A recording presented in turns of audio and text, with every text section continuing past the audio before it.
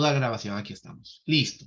Entonces, como yo les decía, los luteranos creen que cuando ellos participan del sacramento de la Cena del Señor, en su cuerpo, cuando ellos lo comen, cuando están comiendo el cuerpo, o el pan propiamente, dentro de su paladar, dentro de la digestión, se está transformando en el cuerpo de Cristo, de una manera milagrosa. Y cuando ellos beben el vino, ellos creen que el vino dentro del cuerpo del creyente se transforma en la sangre de Cristo, ¿no? Más a esto tiene un nombre. Eh, trans tiene trans, trans, no me acuerdo la siguiente parte. Trans, no es transformación, no es transgeneración, transfusión, algo por ahí debe ser. Algo por ahí debe ser. Transfiguración. Pero, ¿ah?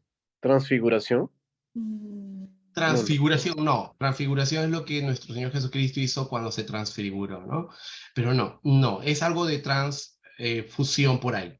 Pero el tema es que es el cambio de materia. Creo que es transmutación. Déjenme verificarlo. Pero es el cambio de la materia, porque claro, el pan es una materia, el agua es una materia y entonces dentro del cuerpo del creyente se transforma. Eso es lo que creen los luteranos y cuando Martín Lutero defendió esta posición delante de los calvinistas, que eran los seguidores de Juan Calvino, con Juan Calvino a la cabeza, los calvinistas no creen en ello. Juan Calvino cree otra cosa. La doctrina calvinista enseña que cuando uno toma el pan y cuando uno toma el vino, ocurre eh, un acto milagroso en la vida del creyente, pero que no cambia ni en sangre ni en cuerpo, ¿no? Siguen siendo los mismos elementos, sin embargo ocurre un acto milagroso en la vida del creyente, en su espíritu, en su interior, ¿ok? Ahora, nosotros entendemos, por lo que hemos estudiado la palabra y por lo que dice, por ejemplo, el libro de Crónicas, perdón, de Corintios, que nosotros lo hacemos como un memorial, y solamente como un memorial. O sea, para nosotros es un símbolo, un recordatorio del acto de Jesucristo. Amén. Pero no hay algo mágico religioso que ocurre detrás del sacramento de la cena. Igualmente, volviendo a nuestro tema del sacramento del bautismo, nosotros creemos que el bautismo, tal como dice su nombre en griego, baptismo, que significa sumergido, inmersión, no tiene otra forma. Dime, Alfredo. Gómez, ok. Me pregunta entonces, por ejemplo, es un memorial y cuando se ora por lo de la Santa Cena, estamos orando, ¿cómo sería la oración? Para bendecir. Para bendecir. Ok, Así es. y lo sobrante de la Santa Cena, ¿qué sería? ¿Se bota o se puede consumir normal? Pues normalmente nosotros compartimos la cena y si alguien quiere comerlo, lo come. Si no, pues se desecha porque hemos orado para bendecir los alimentos que vamos a comer, ¿no es cierto? Ok. Es como cuando tú, por ejemplo, oras por tus alimentos en tu momento de desayuno, de almuerzo, de comida, ¿no? Mm. Muchas veces lo guardas para el día siguiente, muchas veces pues ya pasó y lo degrada. Porque recordemos que estamos bendiciendo los alimentos, pero no hay nada mágico religioso dentro de ello, ¿ok? Amén. Amén. Normalmente yo me tomo ¿cómo se llama? No es el vino, ¿no? Bueno, es el jugo de uva luego que hemos terminado de participar, que terminó el culto, pero no me lo tomo por el hecho de que voy a botar la sangre de Cristo, no es mi pensamiento, Ok. sino me lo tomo porque tengo sed. No, es eso. Pero no porque haya algo allí como que, uff, ya ahora se sacramentó, es sagrado. Eso lo ven los católicos así. Es Eh, por eso que los sacerdotes, una vez que parten, que realizan el partimiento del sacramento, lo que sobra se lo comen, ¿no? Mm, Sí, entonces, al tomar la Santa Cena, no sería, no es entonces como que, porque a veces hay gente que toma la Santa Cena y como que recibe un poder, una cosa así, bla, bla, bla. Es nosotros para recordarlo a Cristo, ¿verdad? así es un recordatorio. Por eso que Amén. Primera de Corintios nos dice, ¿no? Haced esto en memoria de mí, ¿no? Amén. Pero eso Igualmente también, Mateo 26 ah, es quien nos dice eso. pero Mm. eso no quiere decir que, bueno, a veces cuando voy a tomar el cáliz, ahí a veces siento más fuerte la presencia de Dios, ¿no? Pero es porque Dios se hace presente, no es porque sea algo mágico, ¿no? Claro, o sea, Amén, muchas amén. veces nosotros tenemos que diferenciar lo emocional con lo espiritual, ¿no? Entonces, en lo emocional, muchas personas van a caer en el mismo hecho que cayó o el pensamiento que caen los católicos, ¿no? En el sentido de que cuando estamos participando en la cena del Señor, estamos sintiendo un poder sobrenatural. Y no necesariamente es así, pero tampoco podríamos decir que no ocurriera si es que el Espíritu Santo no se manifiesta. El Espíritu Santo es soberano, ¿no es cierto? Ahora, no tampoco va a ocurrir en todos si es que el Espíritu Santo no lo quiere, o puede ocurrir en ese momento un derramamiento del Espíritu Santo, pero no es por el acto mismo del recordatorio, sino por la unidad y la consagración con la que, la santidad en la que, la comunión en la que está el pueblo, ¿ok?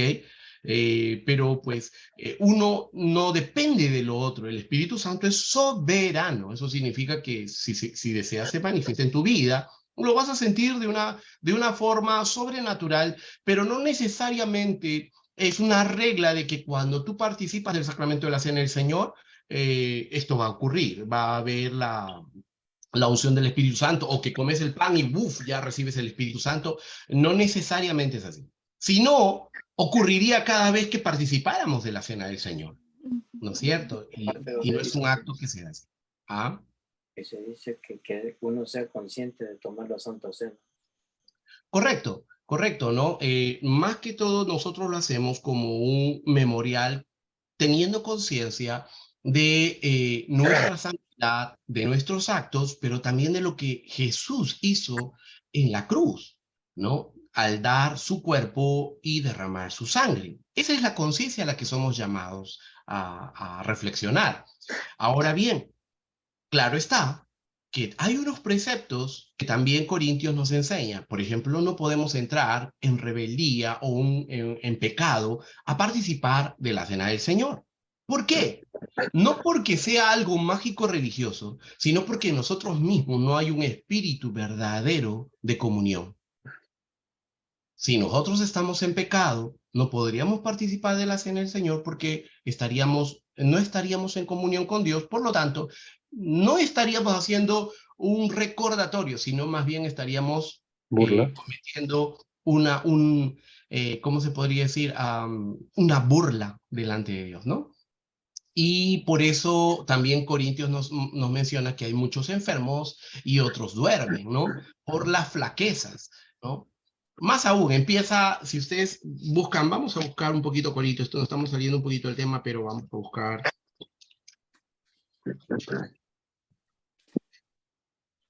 Dice 1 Corintios 11, 17, ¿no? Lo voy a leer en la versión, la Biblia de las Américas, ¿ok?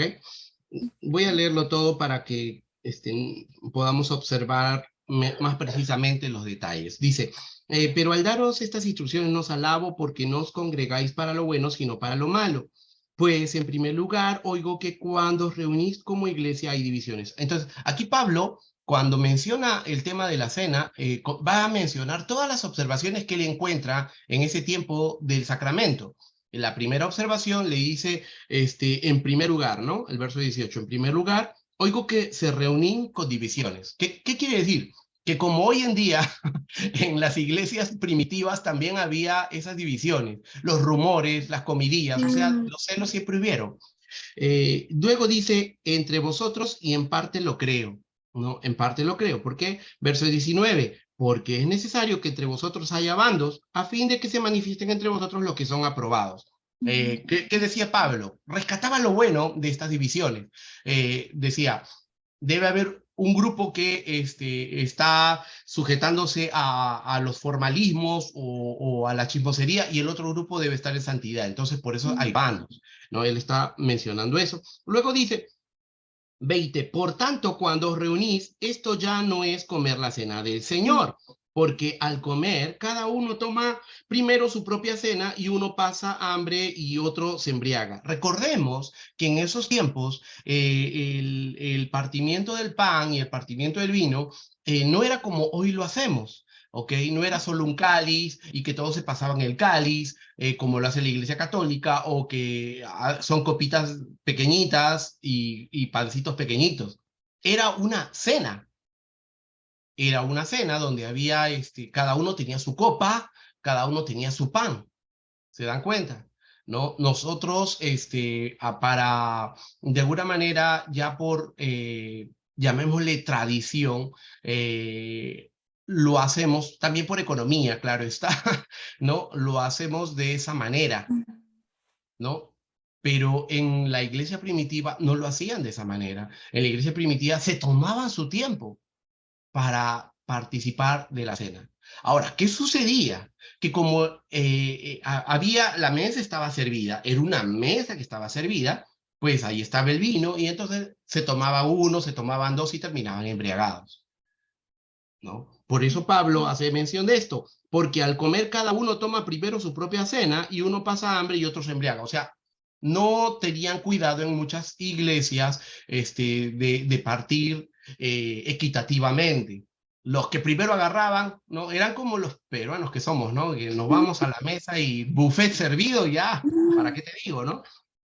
Entonces, un poco esa situación acontecía. Ahora, dice más, verso 22, ¿qué? ¿No tenéis casas para comer y beber? Acá hace mención, ¿no? Entonces, vean, por estos puntos, la iglesia hoy en día ha visto más práctico el poder dar todo equitativamente, ¿no? Y de una manera más mesurada, ¿no?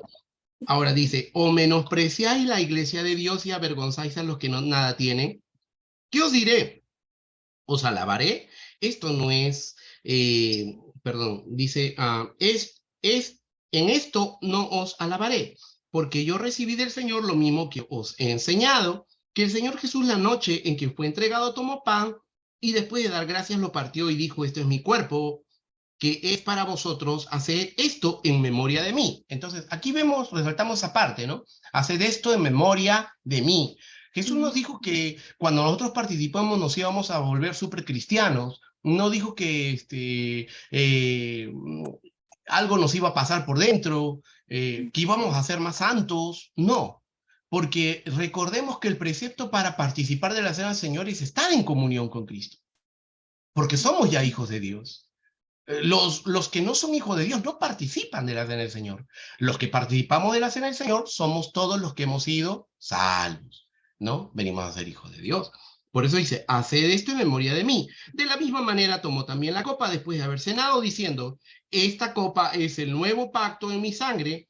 Haced esto cuantas veces la bebáis en memoria de mí, ¿no? Entonces, ahí, por ejemplo, nos enseña que lo que la iglesia primitiva participaba en una cena y cada vez que tenían esa cena, la cena del Señor, entonces las veces que bebían el vino recordaban que lo hacían en memoria de Cristo. Amén. Dice el verso 26, porque todas las veces que comáis este pan y bebáis esta copa, la muerte del Señor proclamáis hasta que Él venga. Entonces, mire, este memorial, ¿para qué lo hacemos? Para proclamar el sacrificio que Jesús hizo en la cruz. Amén. Por eso dice el verso 26, porque todas las veces que comáis este pan y bebáis de esta copa, la muerte del Señor proclamáis hasta que Él venga. Amén. Entonces, ¿qué nos da Jesús con su muerte? La vida eterna. Claro, lo más fácil que podemos responder es la salvación. Lo más teológico que podemos responder es que la muerte nos justificó. O sea, su muerte nos da la justificación. Somos justificados en su muerte. Eso es lo teológico, ¿no? Entonces, ¿qué más dice? De manera que el que coma el pan o beba la copa del Señor indignamente. Entonces aquí viene a resaltar que para entrar a la cena del Señor tenemos que ser dignos, presentarnos dignos delante de Dios, ¿no? ¿Y qué es presentarnos dignos? Pues presentarnos dignos es en santidad. ¿Y cómo podemos nosotros presentarnos en santidad si somos unos grandes pecadores? Pues para eso, antes de participar de la cena del Señor, lo primero que hacemos es un acto de expiación, de arrepentimiento. Pedimos perdón a Dios y pedimos perdón entre hermanos, ¿cierto? Y allí podemos participar. ¿Se dan cuenta? Ese es el acto de contrición que tenemos que hacer. Pero muchos no lo entienden así. Yo también en algún momento cuando era un bebé espiritual no lo entendía así. Yo decía, no voy a participar hasta estar bien, ¿no? Porque estaba mal espiritualmente, estaba en pecado, qué sé yo. Entonces yo decía, no, hasta que esté bien. Pero ¿cuándo voy a estar bien si siempre soy un pecado? ¿Cierto? Entonces, el tema que nosotros debemos entender es, antes de participar tenemos que consagrarnos. Y consagrarnos significa arrepentirnos de corazón de nuestros pecados, pedir perdón a todos los que hemos ofendido. En mi caso, por ejemplo, por eso yo siempre pido perdón a mi esposa, a mis hijas, partiendo por ellos, después a los hermanos que de alguna manera haya tenido cruce de palabras, o que me ven mal, o que los vi mal, qué sé yo, ¿no es cierto? ¿Okay? Pero el error que nosotros no podemos caer, en el que no podemos caer es decir, uy, no participo este domingo porque estoy en pecado, ¿no es cierto? No, eso sería rebeldía. No es rebeldía, es desobediencia o lo peor, ignorancia. Ignorancia de nuestra posición como hijos de Dios. Porque sabemos bien que Dios nos va a perdonar, ¿cierto? Si lo hacemos de corazón. Amén. Voy a hacer una pregunta. Cuenta. Y si hubiese tipo alguien que está cometiendo un pecado que no lo quiere dejar, ¿cómo Entonces, sería ahí? si él, por ejemplo, tiene un pecado que no lo quiere dejar y participa del Señor, ¿cómo está participando? ¿Digna o Oh, indignamente? indignamente. Indignamente, claro que sí. Ahora, nosotros sabemos bien que para ser verdaderamente hijos de Dios, ¿podemos vivir en pecado? No. Claro, ¿no? Entonces ahí viene el meollo del asunto. Nadie que es verdaderamente hijo de Dios puede vivir en pecado, ¿no? Porque si no nos estaríamos engañando a nosotros mismos. ¿Se dan cuenta? Un verdadero hijo de Dios lucha contra el pecado, no vive en el pecado. Es una gran diferencia. Amén. Nosotros, que somos hijos de Dios, luchamos contra el pecado, pero no nos acostumbramos a vivir al pecado. Ahora, el luchar con el pecado no significa que yo tengo que estar metido en el pecado. Yo tengo que huir del pecado. ¿Me dejo entender? Tengo que apartarme de lo inmundo para poder ser santo. Si no, si estoy metido en lo inmundo, sabiendo que es inmundo, yo también hago inmundo. ¿Ok? Es lo que nos enseña aquí. Ahora, ¿qué más nos dice? De manera que el que coma el pan o beba la copa indignamente será culpable del cuerpo y de la sangre del Señor. O sea, eso también está escrito en el libro de la vida. Si nosotros, vean cómo es, para que ustedes entiendan cuál es la trampa aquí. Porque hay una trampa. Ah, la trampa es que nosotros ya conocemos nuestra posición. O somos hijos de Dios o no somos hijos de Dios. ¿Me dejo entender? Y si decimos que somos hijos de Dios, no podemos caer en pecado, no podemos vivir en pecado, perdón. No podemos, porque eso se escribe en el libro de la vida para nuestra cuenta. Si nosotros estamos viviendo en pecado, sabiendo que es pecado, estamos comiendo, participando del sacramento de la cena indignamente. Eso está escrito en el libro de la vida. Pero nosotros nos estamos burlando. ¿Me dejo entender? Entonces, no debemos de hacerlo. Para verdaderamente decir que somos hijos de Dios. Y si entonces decimos que somos hijos de Dios, tenemos que luchar contra todas esas debilidades, vicios y pecados que tenemos, o a los cuales somos llamados. Ese es el tema que el pueblo de Dios no entiende. El pueblo de Dios dice, bueno, soy hijo de Dios, Dios que perdone mis pecados, ¿no es cierto? Los que tenemos eso, que Dios no va a perdonar el pecado, entonces hay veces hasta caemos en esa circunstancia de que decimos, bueno, pero Dios es tan bueno, que ningún pecado es tan grande, que Él no me pueda perdonar. Pero por eso pecará el hombre para que la gracia de Dios sobreabunde. ¿Qué dice Pablo? De ninguna manera, porque Dios conoce los corazones. ¿Me dejo entender? Entonces, nosotros ahora estamos aprendiendo esa posición y no podemos entonces mantenernos en nuestros pecados, porque si no estaríamos ya participando indignamente. Entonces, ¿cuál sería nuestra solución, no? Como les decía el día domingo de ese pastor que me gustó, que dijo, oye, si tú te estás quejando de que, ay, qué difícil es vivir la vida de Cristo, ay, qué complicado, ay, antes a mí me iba mejor, yo hacía esto, lo otro, tenía más dinero, uff, si te contara lo que soy, ahora que soy cristiano, estoy así. El pastor decía, pero si te gustaba estar como era antes, vuelve, ¿qué haces aquí?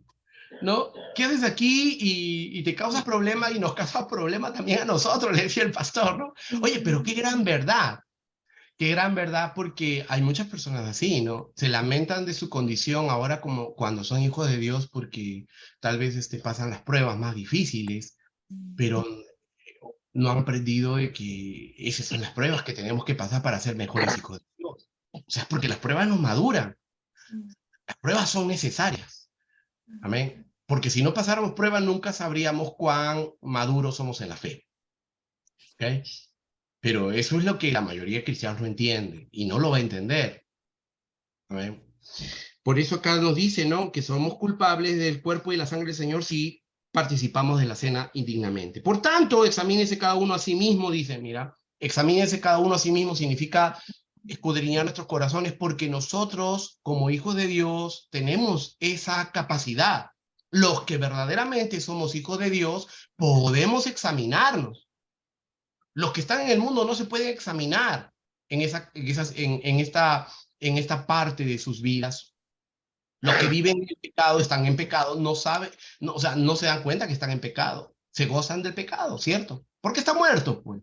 Pero nosotros que estamos vivos, que Dios nos ha dado vida, nos ha dado también la conciencia en el Espíritu Santo para poder saber si estamos bien o no.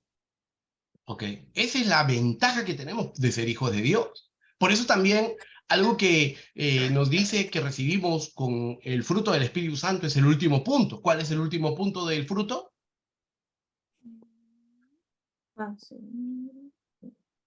¿Cómo no lo saben? Eso es la característica básica de un cristiano. El amor. No, El el amor. primero. La última es templanza, no me acuerdo. Claro, templanza. Otro sinónimo de templanza. La champa. Otro sinónimo de templanza, usted dijo que era aguantar, pero en el No, espíritu, esa es paciencia, paciencia. templanza, paciencia. Templanza y en otras Biblias que dice Dominio propio. dominio propio. No la Entonces, sabía. miren lo que los cristianos tenemos. Tenemos conciencia. Volvemos a tener conciencia los que verdaderamente somos hijos de Dios, pero también tenemos dominio propio. Sabemos, podemos en Dios controlar, guiar nuestras vidas con la ayuda del Espíritu Santo. ¿Me dejo entender?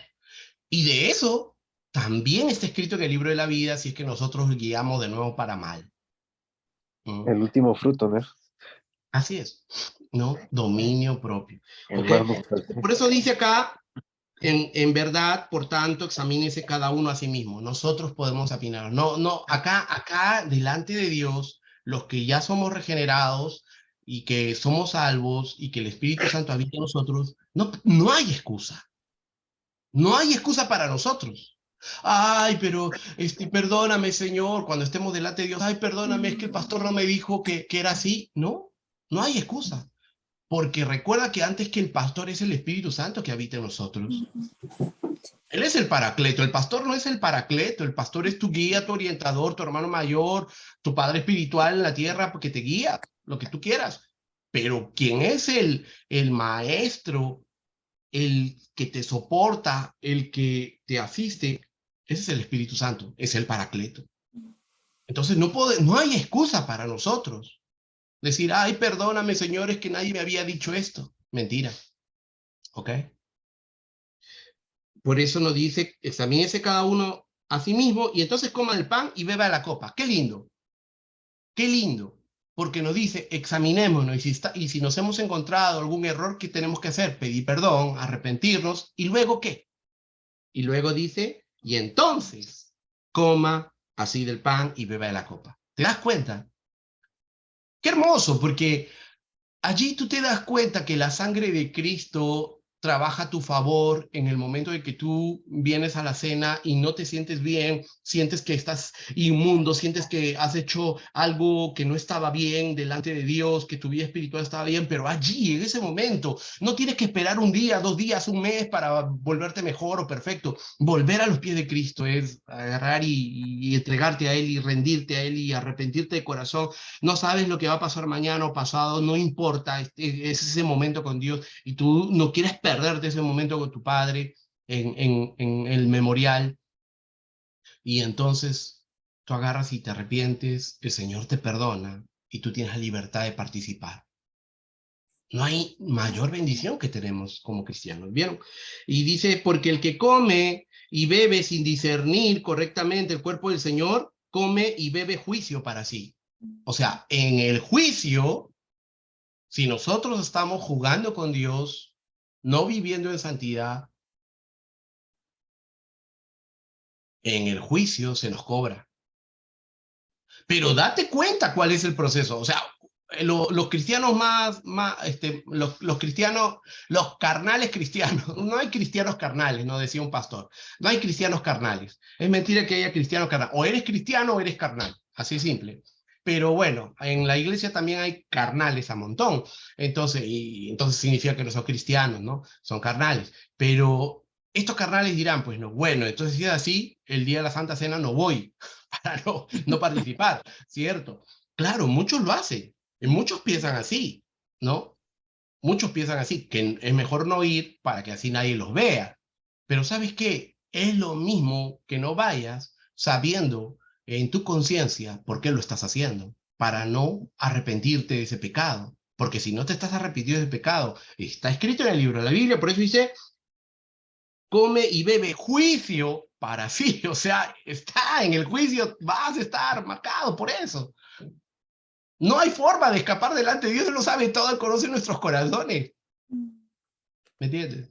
Ahora, los que van a la iglesia y se dan cuenta de que ese día era primer día de la semana y van a participar de la cena y dicen, wow, no, porque estoy con este pecado. Entonces se abstienen, pasan la cena y se abstienen.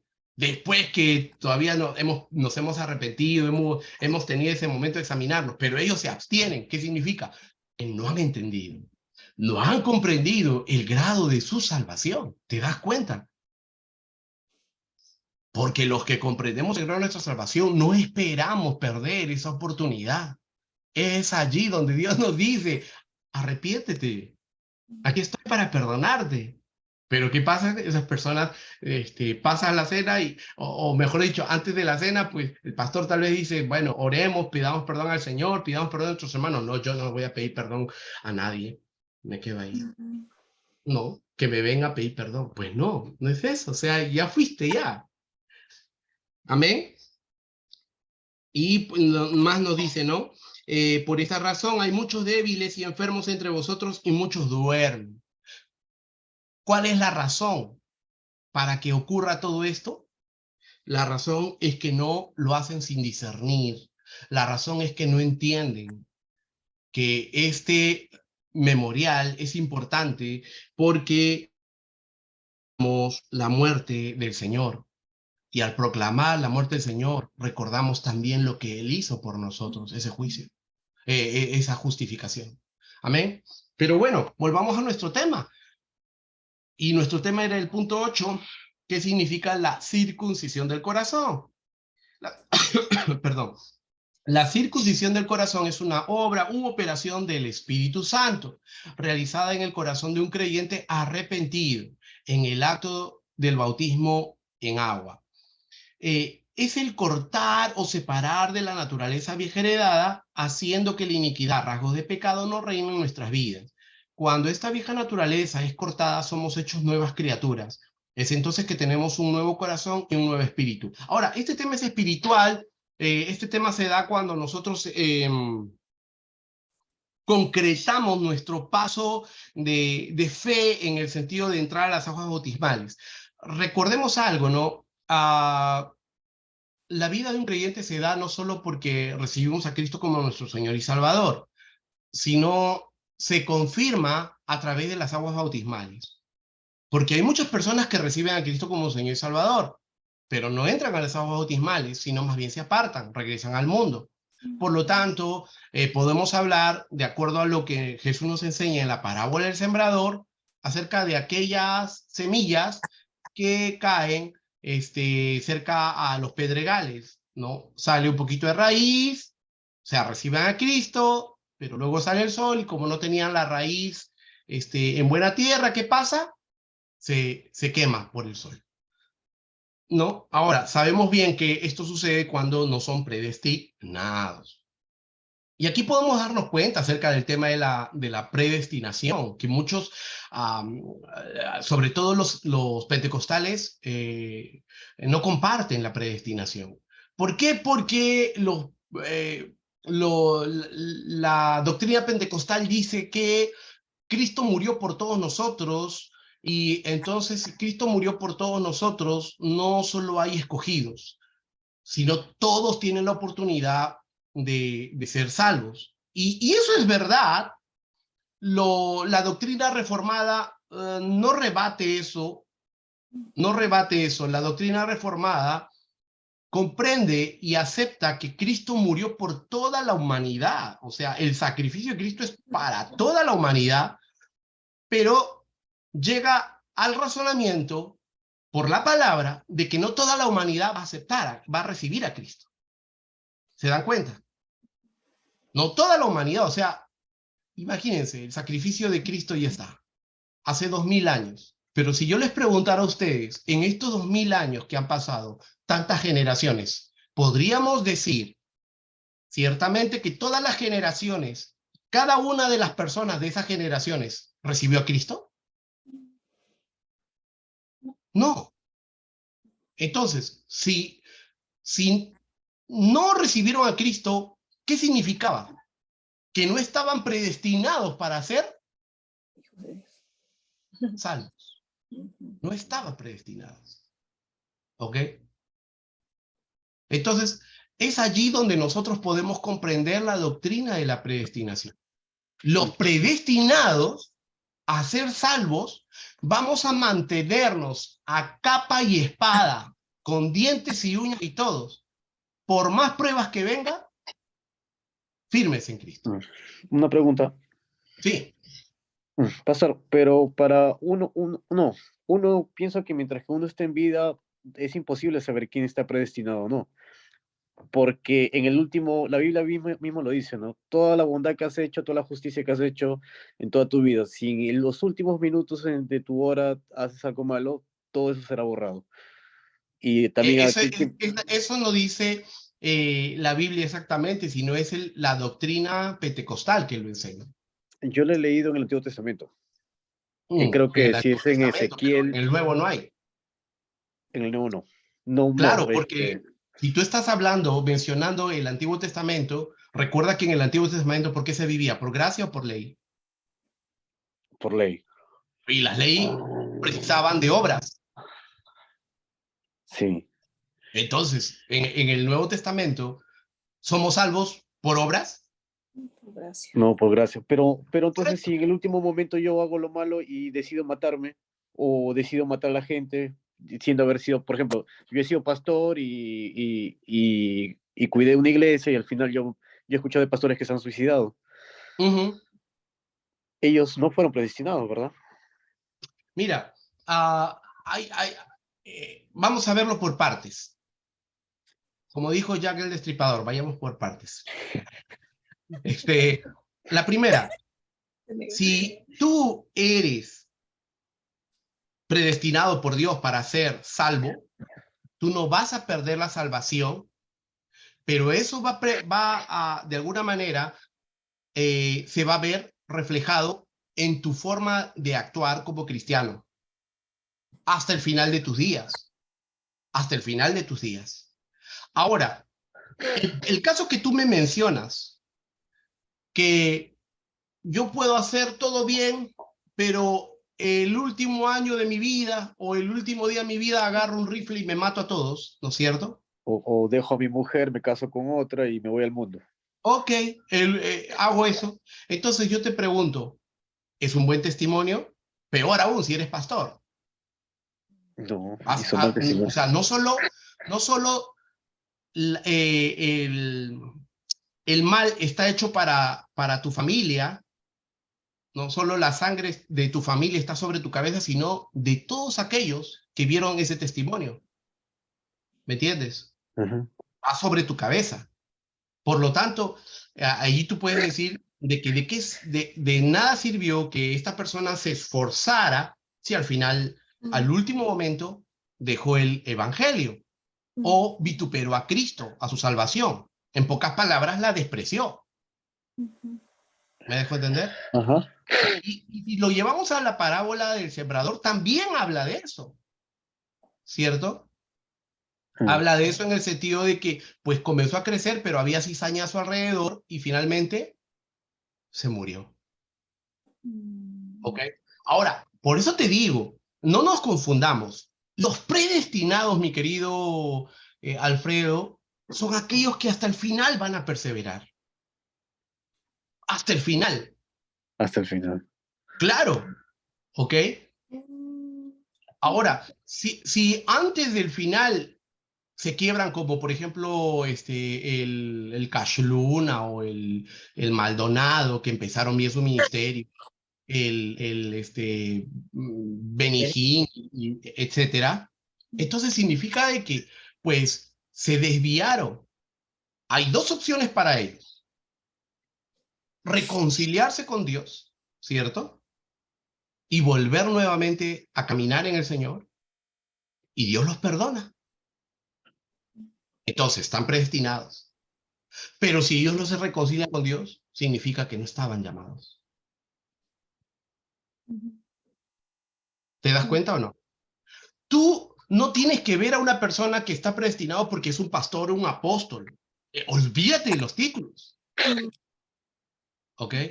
Tú tienes que ver a una persona que está predestinado porque hasta el final de sus días, por más imperfecciones que haya podido ver, por más errores que haya podido hacer, vive en Cristo y muere en Cristo. Uno de los ejemplos que encontramos en la Biblia es Pedro, el apóstol Pedro, ¿cierto? ¿Por qué? Porque el apóstol Pedro, casi parecido a Judas, negó a Cristo. 3 veces lo negó, maldijo, ¿cierto? Pero luego, ¿se reconcilió con Cristo o no? Se reconcilió. ¿Y qué pasó hasta el final de sus días? Vivió en Cristo y murió en Cristo. El otro ejemplo, Judas, ¿cierto? Judas, igual que Pedro, vendió a Cristo. Pero ¿cuál fue la diferencia? Judas ya estaba predestinado, fue el infierno, pues. Judas simplemente no se arrepintió. No se arrepintió. Por eso suena medio así de que, o sea, cualquier una persona, por ejemplo, yo se lo podía entender, ¿no? Pero otras personas podían decir, No, sería no, injusto. no le estás entendiendo. Tú quieres entenderlo, pero no le estás entendiendo. ¿Por qué? Porque tú crees que si Judas no se hubiera arrepentido, Dios no lo hubiera perdonado, Sí, lo perdonó. porque alguien tenía que delatarlo. Tú estás viendo los hechos, las situaciones, y tú necesitas un Judas para que ocurra todo el sacrificio de Jesús. No. Entonces, Puede haber sido de otra forma, correcto, para Dios no hay nada imposible. pero ¿Me alguien entiendes? tenía que ser porque ya estaba escrito en el Antiguo Testamento también. Así es, así es. Si no era Judas, era el sumo sacerdote, si no el sumo sacerdote era Pilato, si no era Pilato era hasta Barrabás, no sé, ¿me entiendes? Ujú. Pero aquí vemos el caso de que Judas no se arrepintió, persistió en lo suyo y al final se suicidó. ¿Te das cuenta? Pero que si él se hubiera arrepentido y verdaderamente hubiera vuelto al maestro, ¿el maestro no lo perdonaba? Sí. Sí. O sea, es lo que nos tiene que quedar clarísimo. Y aunque el maestro lo hubiera perdonado, como te digo, si hubiera levantado a alguien que hubiera sido ese enemigo de Jesús para llevarlo a la cruz. Lo que me refiero es que, por ejemplo, al yo decir ya estaba predestinado, entonces la persona que escucharía diría, pero qué, algo injusto, ¿no? Una cosa así. Pero ¿dónde dice? Pues vayamos a la Biblia. Enséñame un versículo que diga que Judas estaba predestinado. No, tiene razón, puede haber sido cualquiera. Lo más cercano para tu justificación sería lo que Jesús dijo en la cena. El que coge el pan conmigo, ese es el que me va a delatar, ¿cierto? Mm, Pero ¿acaso Jesús dijo, ese me va a traicionar y se va a suicidar y yo no lo voy a perdonar? ¿Dijo eso? mm. O sea, mira, la misericordia de Dios es tan grande que le dijo, tú me vas a traicionar. Pero no fue solamente a Judas quien le dijo. A Pedro le dijo, no, Pedro, antes que cante el gallo, tú me vas a traicionar 3 veces. ¿No le dijo? Mm. ¿Ok? Entonces, lo que nos tiene que quedar clarísimo es que el amor de Dios está presto para perdonar nuestras faltas. Nosotros somos los que, si no estamos predestinados a hacerlo, no lo haríamos. ¿Ok? ¿Cómo se ve que estás predestinado? No te hagas problema. Simplemente, aquel que persevera hasta el final, ese es el predestinado por Dios. ¿Ok? Por ejemplo, tú y yo, nosotros estamos en el camino. ¿Cómo se va a saber si verdaderamente somos predestinados o no? El ¿Cuál último sería tu segundo, respuesta? el último ¿Ah? día de mi vida, el último segundo de mi vida. Así es, así es. Si seguimos nuestro caminar con Cristo. Eso no significa que en medio de nuestro caminar nos caigamos. Mm. Eso no significa que tengamos nuestros pecados, pero sabemos que tenemos que reconciliarnos con Dios y seguir caminando. Esas son las buenas nuevas que para nosotros es proclamado. ¿Amén? Yo lo entiendo más la predestinación como la omnisapiencia de Dios. O sea, Dios lo sabe todo, ¿no? Sabe tu presente, pasado, futuro, y Él sabe tu futuro. Entonces, Él sabe si vas a ser salvo o no, porque Él lo sabe todo. Yo más lo entiendo así, ¿no? Ujú. Pero la Biblia nos dice que Él pensó en nosotros desde antes de la creación, ¿no es cierto? Luego la Biblia también menciona acerca de la predestinación que los que están predestinados para estar en Él nos los va a perder, ¿no? Y eso se cumple, ¿no? Pero también debemos de recordar algo, que nosotros ahora tenemos dominio propio. Y en estos tiempos que somos hijos de Dios, nosotros tenemos la capacidad de decidir cuánto pecamos o si no pecamos. ¿Me dejo entender? Entonces, bajo ese concepto, con lo que entendemos de predestinación y de salvación, nosotros tenemos que mantenernos firmes. Por eso la palabra también dice, quien se cree firme, cuídese de no caer. Porque uno de los grandes errores al respecto, así como los pentecostales no quieren aceptar la predestinación, los reformados se van por el otro lado. Los reformados dicen, aquel a quien Dios ha salvado no puede perder la salvación. Es lo que dicen los reformados. Para los reformados, la salvación no se pierde. Y eso es una gran discusión entre los pentecostales y los reformados.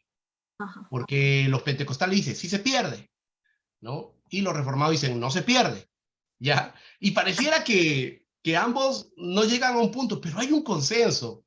Estudiando las dos doctrinas, yo entiendo este consenso de, miren, los pentecostales dicen, la salvación se pierde si aquella persona que fue salva cae de nuevo en el pecado, vive en el pecado y no se arrepiente. Los reformados dicen, La salvación no se pierde porque aquellos que pierden la salvación nunca la tuvieron. Ah, ah, ajá, ajá. O sea, ¿qué quiere decir? Ujú, Que, por ejemplo, en la iglesia hay 10 personas. ujú, En la iglesia hay 10 personas, todos dicen ser salvos, pero de esas 10 personas hay uno que está en pecado. ujú, ¿Me dejo entender? ujú. Entonces, ¿qué podemos decir de ese uno que está en pecado? ¿Que perdió la salvación? Los reformados dirían, mientras los pentecostales dirían, él perdió la salvación, los Ujú. reformados dirían, él nunca tuvo la salvación. Claro. Respeta. Ujú, Los reformados dirían, él pudo asistir a la iglesia, pudo dar su paso de fe, pudo bautizarse, pero ¿sabes qué? En su corazón nunca hubo verdaderamente salvación. ujú, ujú. ¿Me entiendes o no? Sí, sí. Y, pastor, ¿y el Ujú. reformado qué diría de esa persona que está arrepentida y cae? Pues el reformado diría, si esa persona está arrepentida y cae y entiende que puede venir a Cristo, pedir perdón y ser reconciliado, sigue siendo salvo. Es lo que nosotros también compartimos. Y si no regresa, Y si no se va al mundo, regresa, entonces Nunca nunca fue, fue nunca fue nunca creído. fue salvo. salvo. Amén. Correcto. Luego hay que ¿Entendiste? pregunte mucho, ¿no, pastor? No, está bien, porque nos tiene que quedar claro cuál es Mm, el concepto de la doctrina pentecostal y el concepto de la doctrina reformada. Porque recuerden, Nosotros, nosotros, más que pentecostales o más que reformados, nosotros seguimos lo que la palabra nos enseña. amén. Y para nosotros, el estudiar la teología en esta posición nos enriquece porque así al final vamos a poder comprender ambas doctrinas y ujú, vamos a poder enseñar a nuestros hermanos el equilibrio entre ambas. Ni vamos a ser muy pentecostales ni vamos a ser muy mm, reformados, porque como nos damos cuenta, ambos también tienen sus tradiciones, sus percepciones y muchas veces sus interpretaciones que bíblicamente tal vez para llegar a esa interpretación han tenido que hacer un entendimiento implícito y no explícito mm, de la palabra. ¿Me dejo entender? ujú, Y nosotros no podemos caer en ello, ¿no? No, en ese sentido nosotros tenemos que aferrarnos más a la palabra y entender la interpretación explícita de la palabra de Dios. Si es muy implícita, preferimos nosotros que el Espíritu Santo nos dé sabiduría, pero no caer en esos errores. Porque para mí esos errores nos pueden llevar como a los reformados, a bautizar a los bebés, ¿no es mm. cierto? Amén. Y entonces, pastor, ¿cómo enseñaríamos nosotros sobre la salvación? ¿Se pierde o no se pierde? Pues nosotros, por eso te digo, nosotros hasta el final de nuestros días la vamos a perder. Tú, si te mantienes fiel hasta el último día de tu vida, por más fallas que hayas tenido en el proceso, pero te has arrepentido, has vuelto a Cristo y te mantienes fiel, yo podría decir, Alfredo es uno de los predestinados por Dios. Alfredo no perdió su salvación. ¿Por qué? Porque al final de sus días, por más errores que tuvo, siempre se reconcilió con el Señor. Entendió el principio de su salvación. ¿Te das cuenta? No sé si te queda claro. Amén.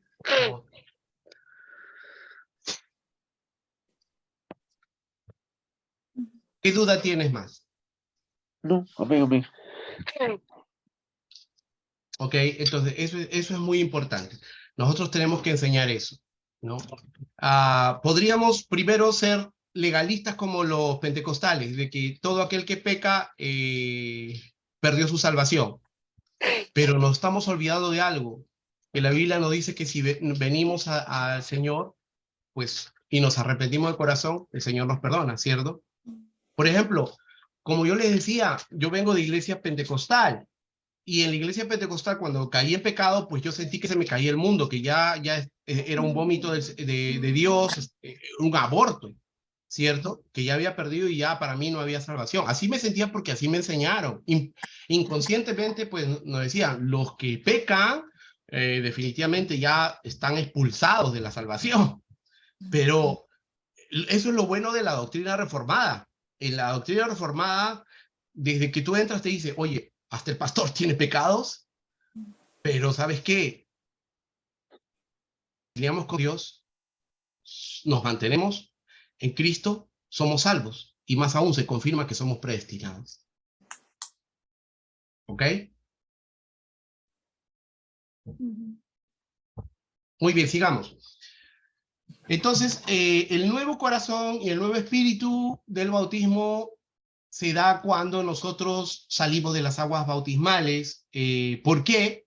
Por el hecho de que nosotros seguimos siendo fieles a nuestra salvación, a nuestro recibimiento de Cristo, a nuestro crecimiento como cristianos. Vamos creciendo.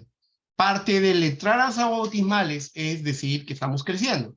Si solo recibimos a Cristo y nos quedamos ahí, no estamos creciendo.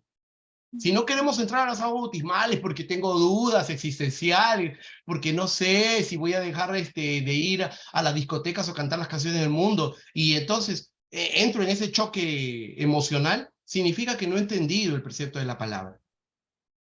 ¿Ok?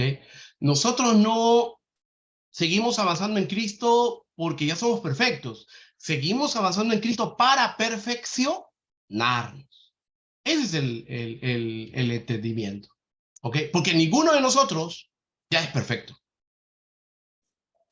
Amén.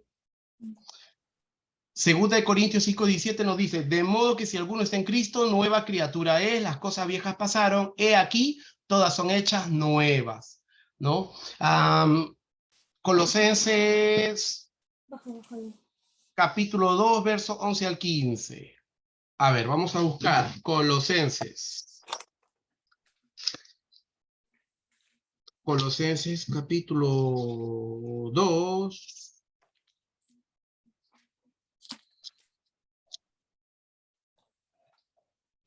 Verso del 11 al 15.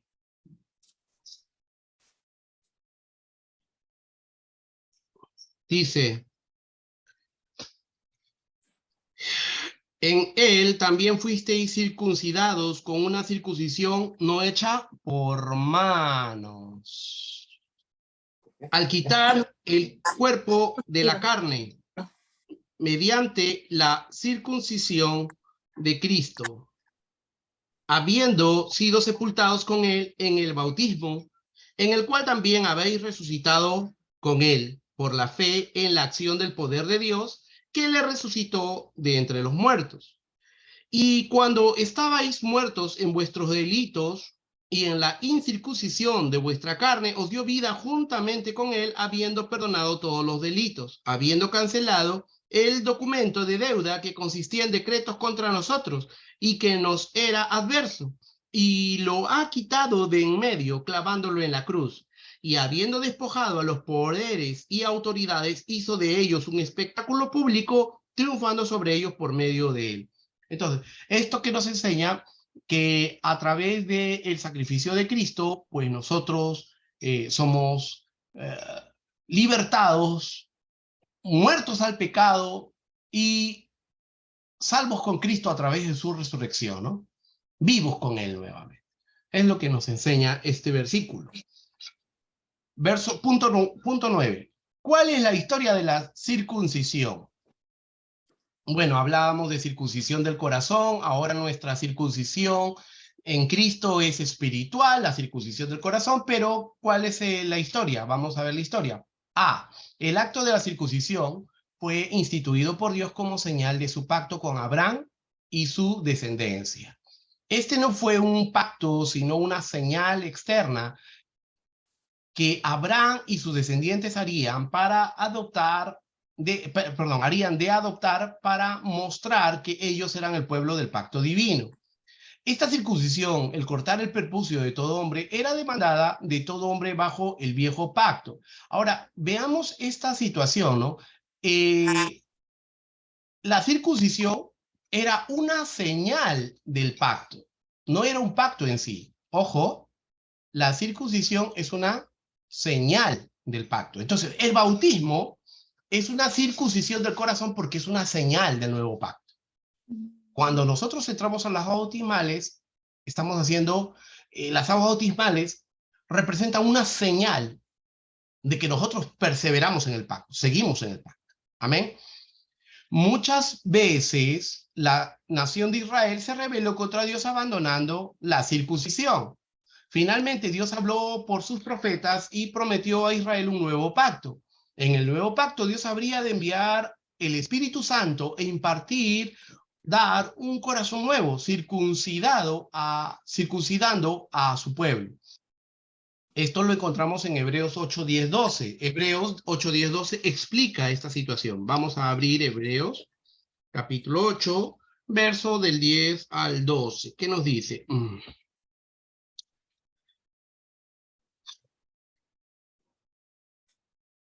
A ver, Hebreos 8 del 10 al 12. Ajá. Porque este es el pacto que yo haré con la casa de Israel después de aquellos días, dice el Señor, pondré mis leyes en la mente de ellos y las escribiré sobre sus corazones. Es lo que ha hecho Dios con nosotros, ¿no? Ahora. Y yo seré su Dios y ellos serán mi pueblo. Y ninguno de ellos enseñará a su conciudadano, ni ninguno a su hermano diciendo, conoce al Señor, porque todos me conocerán, desde el menor hasta el mayor de ellos, pues tendré misericordia de sus iniquidades y nunca más me acordaré de sus pecados, ¿no? Entonces, eso es lo que Dios ha hecho con nosotros ahora, ¿no?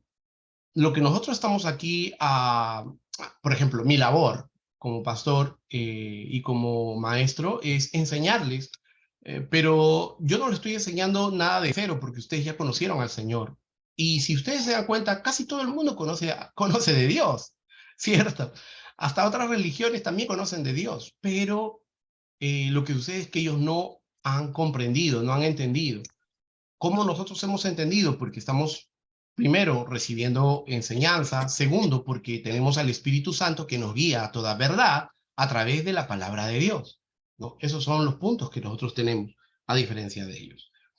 Ezequiel 36, 26, 27 nos dice, os daré corazón nuevo, pondré espíritu nuevo dentro de vosotros y quitaré de vuestra carne el corazón de piedra y os daré un corazón de carne. Y pondré dentro de vosotros mi espíritu y haré que andéis en mis estatutos y guardéis mis preceptos y los pongáis por obra.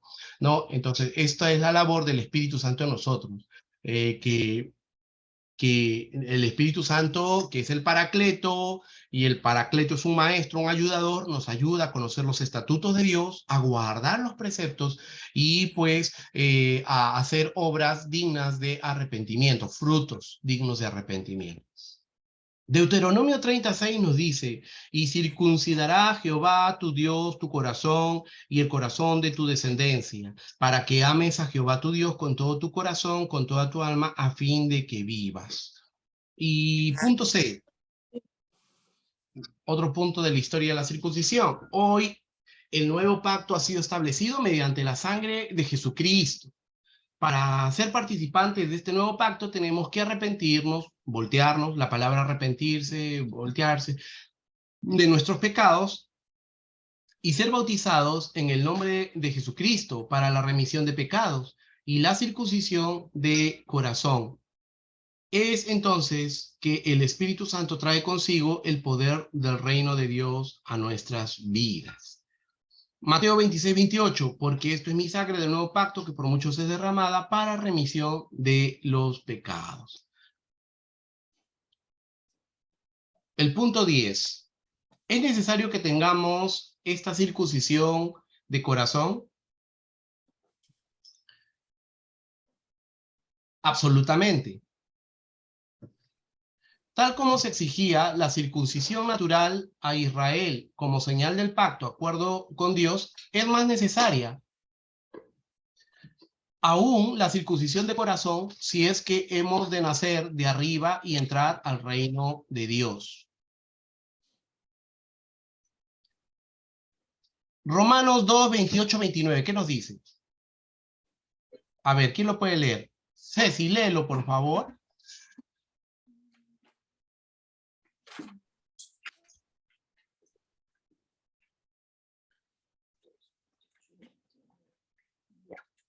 Pues no es judío el que lo es exteriormente, ni es la circuncisión la que se hace exteriormente en la carne, sino que es judío el que lo es en lo interior, y la circuncisión es la del corazón, en espíritu, no en letra, la alabanza del cual no viene de los hombres, sino de Dios. ¿Qué tal? Amén. ¿Qué entiendes por esto? Explícalo, por favor.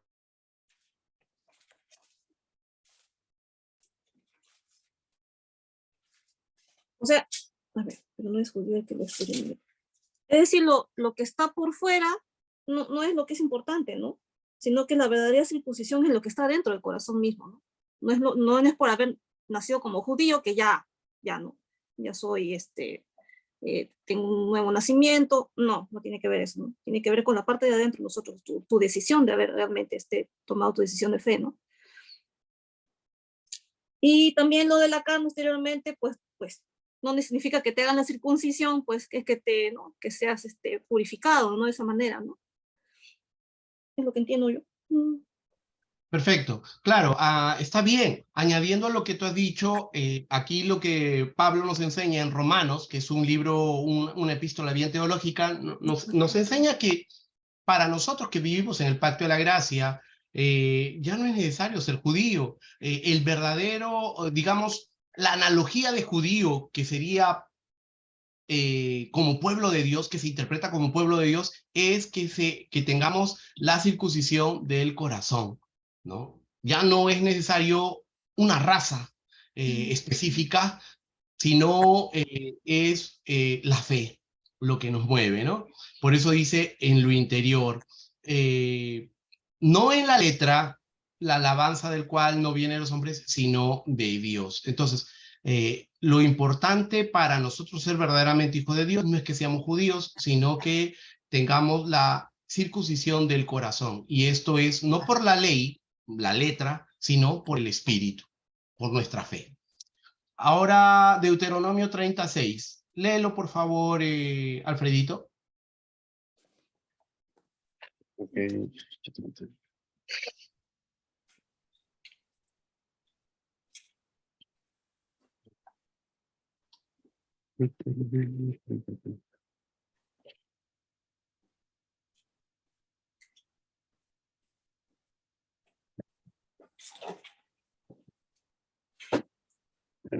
36. 6. Ok. 36 nomás, ¿no? 36. ¿No? Y circuncidará Jehová tu Dios tu corazón y el corazón de tu descendencia, para que ames a Jehová tu Dios con todo tu corazón y con toda tu alma, a fin de que vivas. Ok. ¿Qué entiendes por ello? Que Dios estaba diciendo para ellos que Dios circuncida. Pero déjame repetirlo bien. Pues. Circuncida a Jehová tu Dios el corazón y el corazón de tu descendencia, para que ames a Jehová tu Dios con todo. Que Dios quitará del corazón el pecado, la maldad. Me supongo que con la ley, ¿cómo se llama? Con la conciencia, ¿no? Que vamos a saber que eso está mal, está bien. Dios, para que empezar a tu Dios con todo tu corazón, con todo tu alma, con todo, a fin de que vivas. Bueno, puede ser también con el sacrificio de Cristo, ¿no? Con el Evangelio. Ok. A partir de ahora, cuando ustedes lean, en primera lean pensando de que yo les voy a preguntar qué significa, ¿no? O sea, no solo le den una lectura porque lo que ustedes como futuros eh, teólogos, cuando lean un versículo tienen que sacar una conclusión. Y la conclusión genérica es de la salvación, de que Jesucristo. Pero si bien es cierto, la Biblia nos habla de la salvación de Jesucristo, cada verso es específico y nos explica algo, ¿no? Por ejemplo, en el caso de Romanos, nos ha hablado de la circuncisión del corazón, porque lo estamos tocando ahorita. Y este verso de Deuteronomio 30 también se refiere a eso, ¿no? Y lo ve desde otra perspectiva, que Romanos nos dice, circuncidad a Jehová tu Dios tu corazón.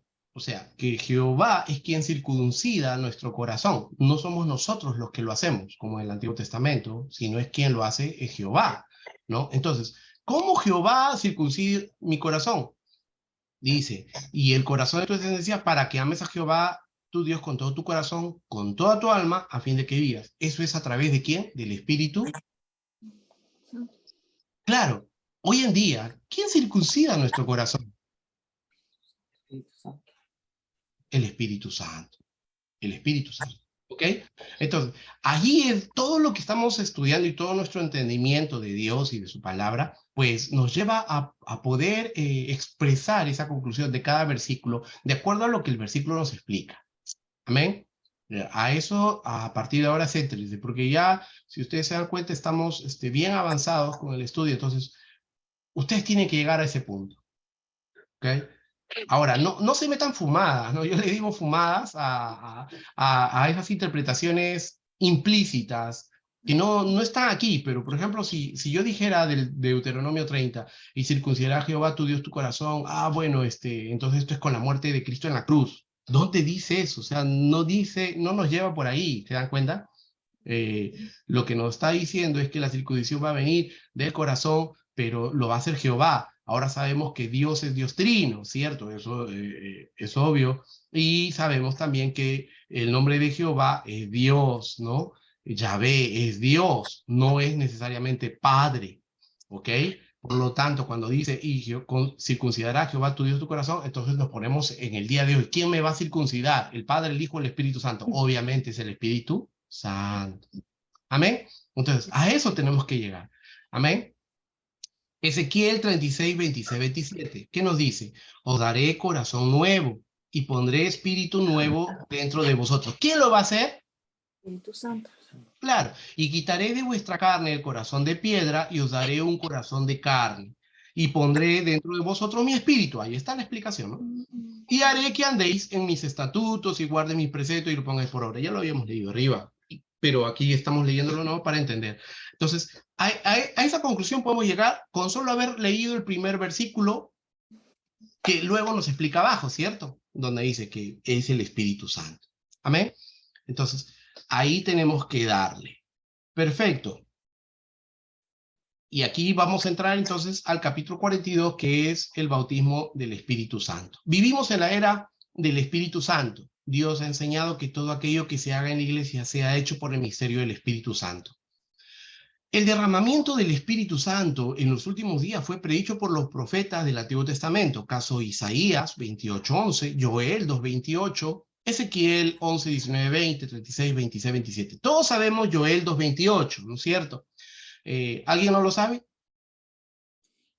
¿Lo saben? El que no lo sabe, búsquelo para que lo sepa.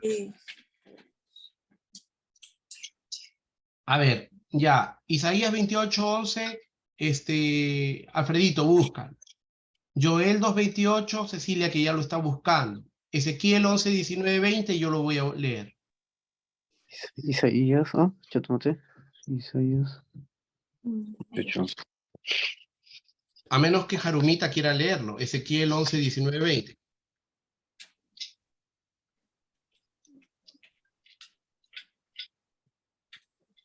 Amén. Perfecto, Harumi. Entonces, si lo tienes ahí, el quien lo tenga lo lea.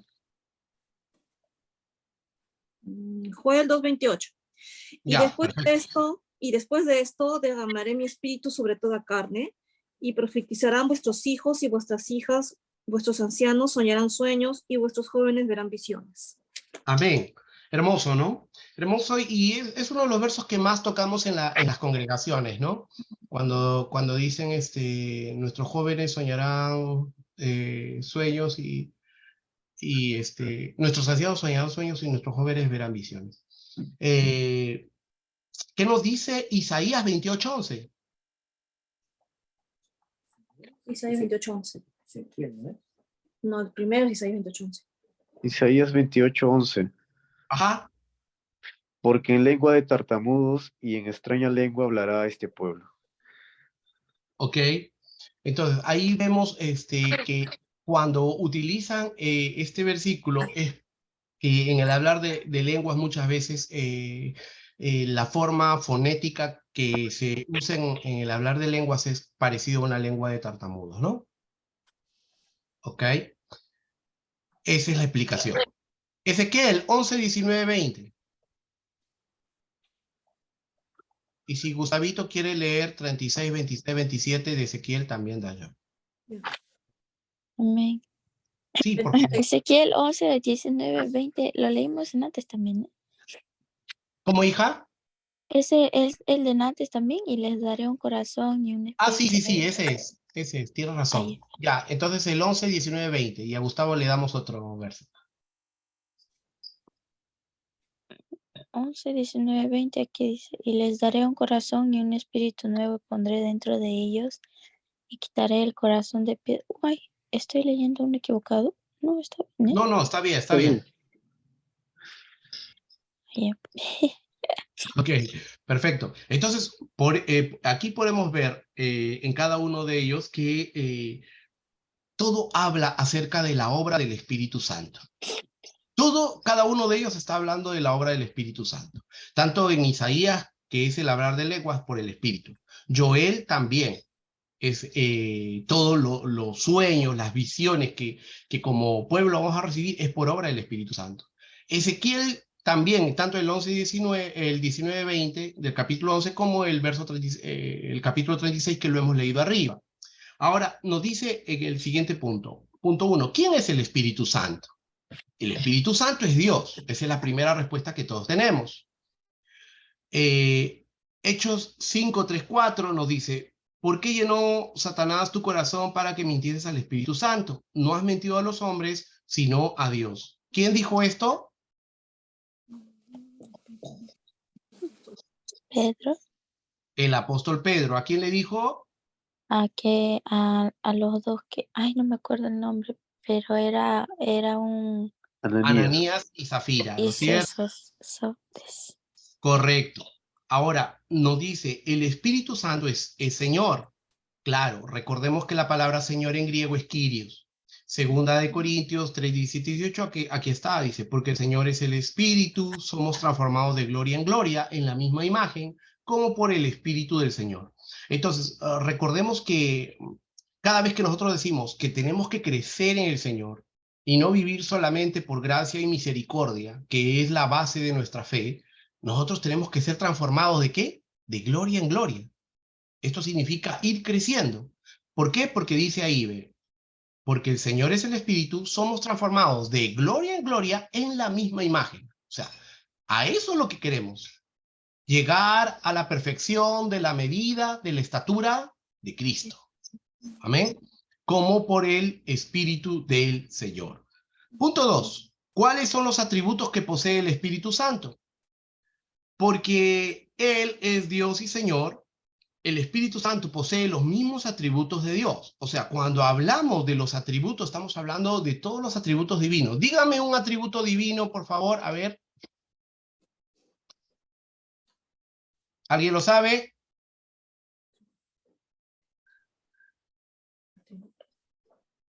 Amor, Dios es amor. ¿Qué más? paz, Dios es paz. Claro, paz, pero no es un atributo directo de Dios. Omnipotente, omnisciente, omnisabiente, Omnipotente, inmutable, omnisciente. misericordioso, Claro, santo. claro, claro. Esos son los atributos, ¿no? ¿Ok? Ahora, lo que tú estabas mencionando, Ceci, se iba más por el fruto, ¿no es ay, cierto?, del Espíritu. Pero los atributos que tiene Dios es omnipotente, omnisciente, eterno, todopoderoso. Amén. Esos son los atributos. Perfecto. Amor también es un atributo definitivamente, ¿no? Pero ya. Sigamos. Nota, ver los atributos en la lección respecto a Dios, sección 2, capítulo 5. Acá nos sopla, ¿no? Perfecto, vamos al punto 3. ¿Qué significa espíritu? La palabra espíritu viene de la palabra hebrea ruach, ¿no? Ruach. Y la palabra griega neuma. Entonces, en el Antiguo Testamento, en Génesis, cuando dice y se sopló aliento de vida, en hebreo está, se sopló ruach, o sea, entendemos que Ruach es el espíritu de vida. En griego, cuando vemos el Nuevo Testamento en griego, vamos a encontrar no la palabra Ruach, porque eso es hebreo, vamos a encontrar la palabra neuma. Ambos significan aliento, viento o aire. Esa es la traducción al español de estas palabras. El Espíritu Santo viene a nosotros como el viento o el aliento de Dios, soplando sobre nuestras vidas con gran poder. Recordemos que esto se cumple cuando Jesús dice que el Espíritu Santo nos revelará toda verdad nos llevará a toda verdad y a través del Espíritu Santo nosotros podemos conocer lo que Dios quiere decir, porque es el aliento de Dios, ¿me entiendes? Es el aliento de Dios que nos transmite la palabra de Dios. Amén. Esto se cumple. Ahora, Hechos 2:4, ¿qué nos dice Hechos 2:4? De repente vino del cielo un estruendo como de un viento recio que soplaba, el cual llenó toda la y fueron todos llenos del Espíritu Santo y comenzaron a hablar en otras lenguas según el Espíritu les daba que hablasen, ¿no? Esto también es muy interesante para nosotros poder considerar cuando hay verdaderamente el derramamiento del Espíritu Santo en una congregación. No todos tienen que hablar las mismas lenguas. Hay veces yo me he dado con la sorpresa de que todos comienzan a hablar el mismo idioma de lenguas espirituales, ¿no? Entonces, por ejemplo, acá dice el Espíritu le daba hablar en otras lenguas según el Espíritu les daba que hablasen. O sea, y todos están hablando la misma lengua. Un poco raro, ¿no? Parece que todos aprendieron a hablar esa misma lengua, pero aprendieron, no fue el Espíritu Santo quien les dio, ¿no? Entonces, allí nosotros podemos detectar, por ejemplo, desde un punto de vista más crítico, si verdaderamente están hablando lenguas o solamente están imitando el hablar en lenguas, ¿ok? Ahora, otra cosa que también nos permite reconocer es el discernimiento, ¿no? de lenguas, porque si nosotros tenemos el Espíritu Santo, podemos discernir si son lenguas verdaderas o solamente emociones de la persona, ¿ok? Eso es muy importante, ¿no? Porque así podemos ver si la tembladera que le está dando al hermanito que está al costado tuyo es de Dios o simplemente es su emoción. Y muchas de las cosas son emoción, como siempre les digo. 4. ¿El Espíritu Santo es conocido con otros nombres? Sí, hay otros nombres en la Biblia dados al Espíritu Santo. Él es llamado Espíritu de verdad.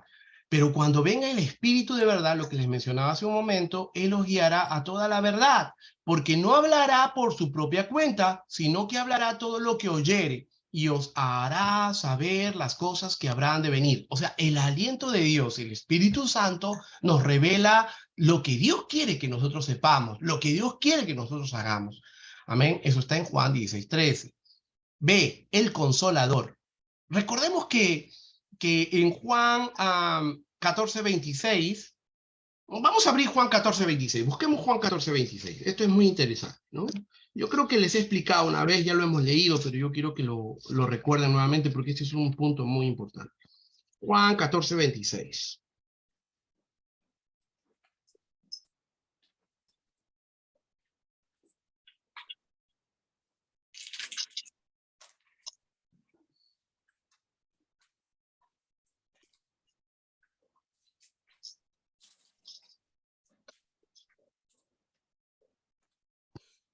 Espérense.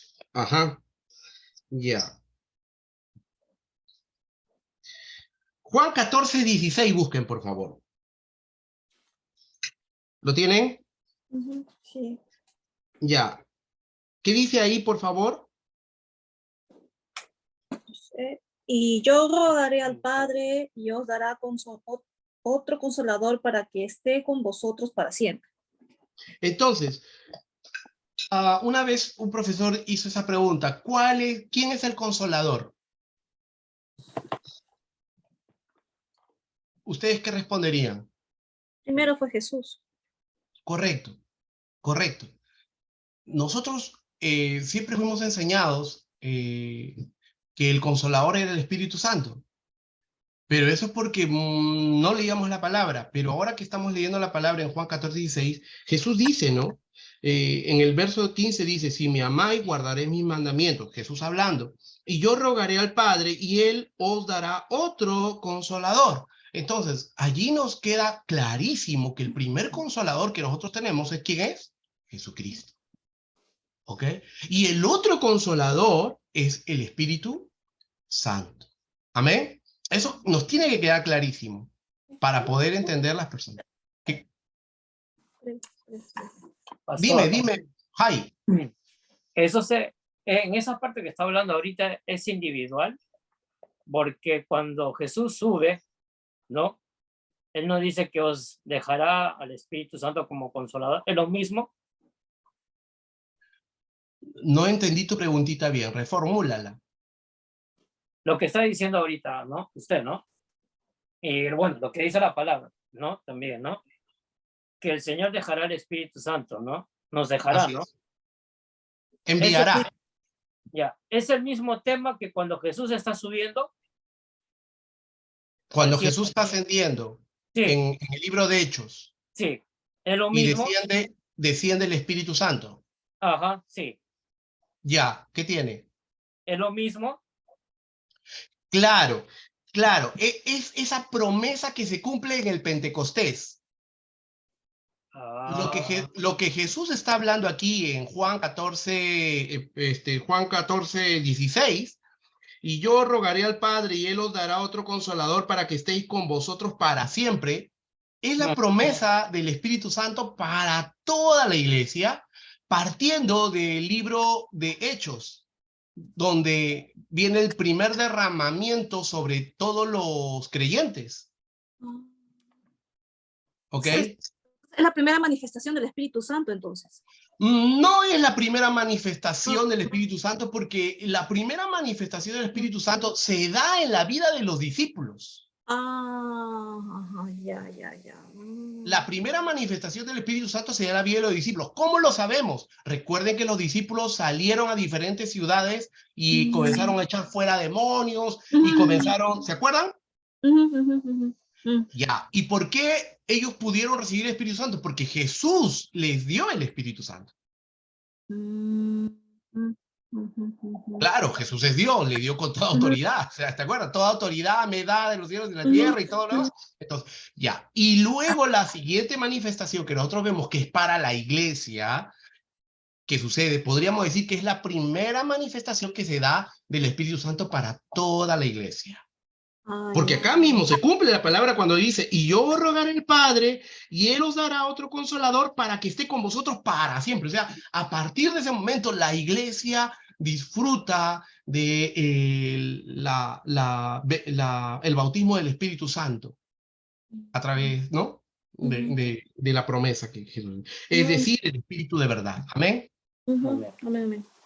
¿Te quedó claro, mi querido hermano? Sí, pastor, sí, sí. Perfecto, perfecto. Así me gusta que preguntes. Perfecto, sigamos. Ya, entonces ve, el consolador, ¿no? Como estábamos diciendo, ya nos queda claro. Ahora sí podemos ver Juan 14, 26, más el consolador, el Espíritu Santo, a quien el Padre enviará en mi nombre, Él os enseñará todas las cosas y os recordará todo lo que yo os he dicho. Bueno, eso ya lo sabemos.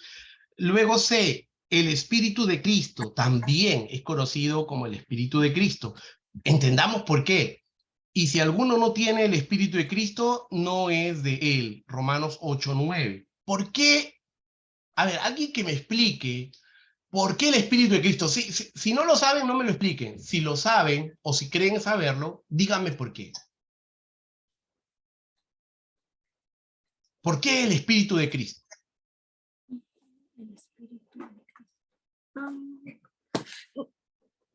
Yo lo entiendo. Yo creo, Sí. Yo. no sé, pero yo creo que porque el don del Espíritu Santo es el carácter que Jesucristo tenía. No sé, se me vino eso a la cabeza, pero creo que no sé. Ok, cuando ustedes vean que el profe les hace una pregunta de estas, ustedes fíjense a lo que está escrito allí y van a encontrar la respuesta porque la pregunta va por allí, ¿no? O sea, no les va a preguntar otra cosa que esté fuera de lo que está allí. Miren, el Espíritu de Cristo.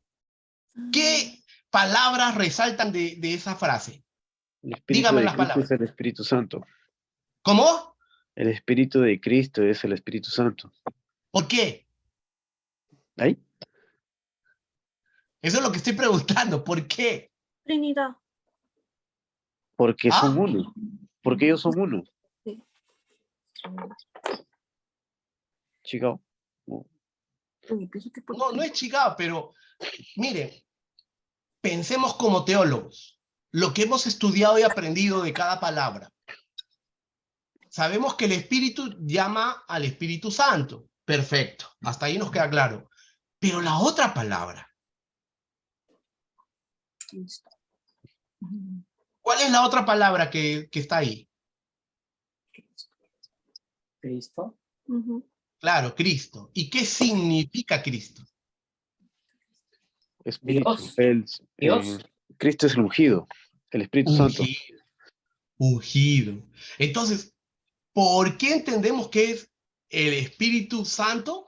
Porque sabemos que cuando viene la unción, el ungido, es que viene el Espíritu, ¿cierto?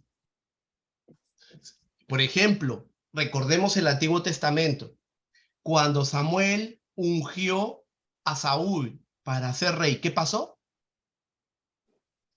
Fue lleno del Espíritu Santo. Fue lleno del Espíritu Santo, hasta profetizó el loco, ¿se acuerdan? ¿Cierto? Igualmente cuando fue ungido David, no profetizó, pero la palabra nos dice que él fue lleno del Fue Espíritu. lleno del Espíritu Entonces, Santo. la palabra unción en todo momento significa llenura del Espíritu. Por lo tanto, si nosotros entendemos el significado de Cristo, sabemos que Cristo significa ungido. Ese es. ¿Ok? ¿Se da cuenta? ¿No? No es que sea difícil, mis queridos, sino que por eso yo me tomo el tiempo para explicarles cada palabra qué significa, para que teológicamente podamos dar una explicación. Y pues ya no lo veamos simplemente como lo ve toda la congregación. ¿Amén? Perfecto, sigamos. El punto D, el Espíritu Santo de la promesa. He aquí yo enviaré la promesa de mi Padre sobre vosotros. Lucas 24:49. Ahora, ¿por qué le llama promesa? Porque ya lo había dicho en Joel. En el Correcto. capítulo. Muy bien, porque vimos los versículos que estaba ya profetizado, ¿cierto? Era una promesa. Perfecto, muy bien, Alfredo. Ya estamos hablando el mismo idioma. Es que ya mucho palo me ha caído, pastor. Ya. Sigamos. Observación. Se debe considerar también los siguientes nombres: Espíritu de santidad, Espíritu de gracia, Espíritu de vida, Espíritu de sabiduría e inteligencia, Espíritu de gloria. Amén. Claro, hasta podríamos decir todo lo que trate de espíritu de, ¿no? Ya es Espíritu Santo. Claro, podría ser. Mientras que no sea espíritu de error, eso ya no es Espíritu Santo, ¿cierto? Muy bien. Punto 5. ¿Cómo se relaciona el Espíritu Santo en las Escrituras? El Espíritu Santo es el autor de las Escrituras, claro, porque las palabras fueron inspiradas por Dios y sabemos que inspirar significa, en el griego original dice expirar, y eso significa ruach, es aliento, Espíritu Santo. Segunda de Pedro 1, 20, 21, porque nunca la profecía fue traída por voluntad humana, sino que los santos hombres de Dios hablaron siendo inspirados, ¿no? Inspirados por el Espíritu Santo. B, el intérprete, quien da el entendimiento de las Escrituras. Esto está en Juan 16, 13, 14. Hace un momentito lo estamos viendo, pero cuando venga el Espíritu de verdad, Él os guiará a toda la verdad, porque tomará de lo mío y os la hará saber. 6. ¿Qué es el bautismo en el Espíritu Santo? El bautismo en el Espíritu Santo es un bautismo del creyente en el Espíritu Santo, qué obvio. Claro.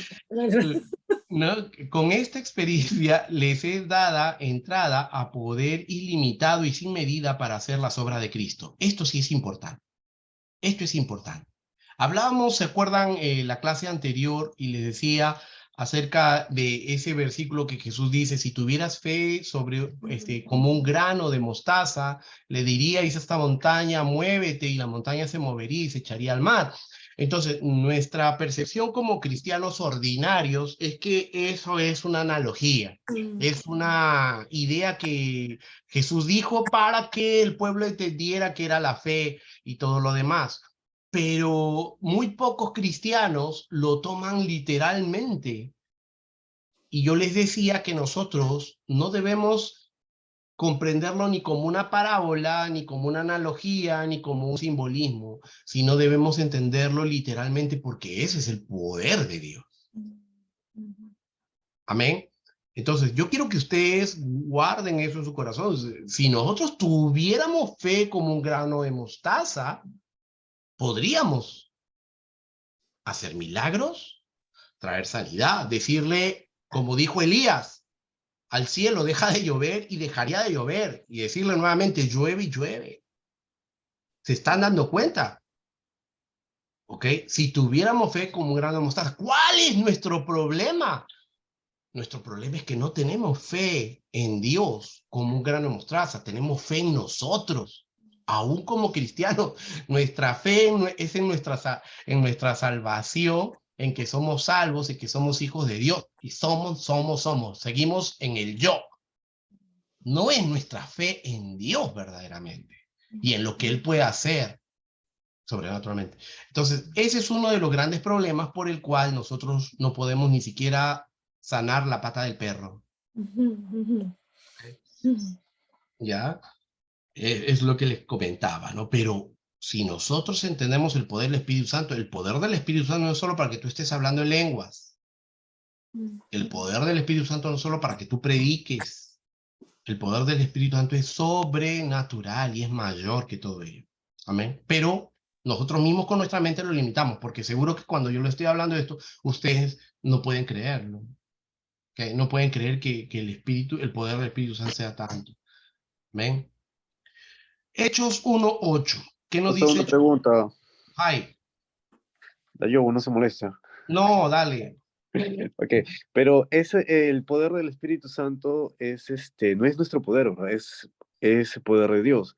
Y, o sea, por ejemplo, yo no, o sea, no puedo decir a la montaña que se mueva si es que, digamos, a mi capricho, ¿no?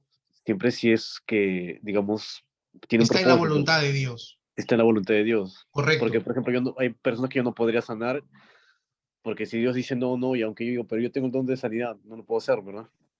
Así es, porque el Espíritu Santo da como quiere, eso nos enseña la palabra, ¿no? Entonces, yo no me refiero a que cuando tengamos el poder podemos hacer como Superman, lo que queramos, ¿no? Ah, destruir la pared y todo, ¿no es cierto? Mover a vija, ¡guau! Para acá. No, nada que ver. Tengo el poder para que el Espíritu Santo obre a través de mí con ese poder cuando Él quiera, pero ni siquiera llegamos a eso. Ese es nuestro problema. No llegamos a eso. El Espíritu Santo no nos puede usar porque nuestra fe es limitada. Amén. Y no es que tengamos fe en Dios, confundimos nuestra fe en nosotros mismos, en lo que yo puedo hacer como hijo de Dios, en lo que Dios puede hacer en mí, que soy su hijo. Ese es nuestro problema. Estamos enfocando mal nuestra fe. ¿Ok? Es como alguna vez prediqué, hay fe en Dios y fe en nosotros. La mayoría de cristianos tenemos fe en nosotros, porque vemos nuestra salvación en Dios, pero no tenemos fe, la verdadera fe de Hebreos. Y direccionamos ese concepto de la fe de Hebreos en lo que Dios nos puede hacer por nosotros, no a través de nosotros. O sea, para mí es pues la fe, la convicción de lo que no se ve, la certeza de lo que no se ve y la convicción de lo que se espera cuando yo le pido a Dios algo. O sea, ¿te das cuenta que soy yo pidiendo a Dios? Y esa es mi fe. Pero mi fe la limito y no permito que Dios, tener la fe en la cual Dios me usa como instrumento de poder para sanar, para hacer cosas sobrenaturales. Pero a eso se refiere Jesucristo. Y eso es lo que nos habla la Biblia, a través de lo que hizo en la vida de sus apóstoles, a través de lo que hizo en la vida de sus discípulos. Amén. Perfecto. Vamos a quedarnos ahí, en el punto 6, porque ya dio la hora. Amén. Secretaria, por favor, apuntas. Página 137, ya, ok. Muy bien, mis queridos. Última pregunta, ¿no? ¿Nos quedó hasta ahí claro el tema? Amén. Todavía vamos a seguir hablando más del Espíritu Santo porque hay mucho que hablar de él. Amén. Muy bien, amados. Entonces vamos a orar para ser despedidos. Y quien nos despide es la última que entró, Harumi. Amén. Gracias, Señor, por este momento Sí, que nos da, Señor, para poder compartir con mis hermanos tu palabra, Señor. Pido en nombre de Jesús, Señor, que nosotros podamos guardar tu palabra en nuestros corazones. Bendice a cada uno de mis hermanos, bendice al pastor, Dios mío. Gracias, Señor, por usarlo, Señor, y darle sabiduría para poder pasarnos, Señor, tu palabra a nosotros de una manera que podamos entender mejor tu palabra. Gracias, Señor, en nombre de Jesús. Amén. Amén. Amén. Bien, mis queridos hermanos, que el Señor me los bendiga. Nos vemos el viernes para el tiempo de oración. Amén. Amén. Y no se olviden, tienen que hacer los exámenes. Ya están los 3 exámenes. ¿Ah? Ya les envié el link por aquí. Todos, por favor, vayan haciendo el primero. ¿Ok? De acuerdo al primero, ya yo veré cómo los apoyo en el segundo. Pero vayan haciendo el primero. Ya, ok. Listo. Que el Señor me los bendiga. Chao. Nos vemos. Bendiciones. Chao. Bendiciones. Bye bye.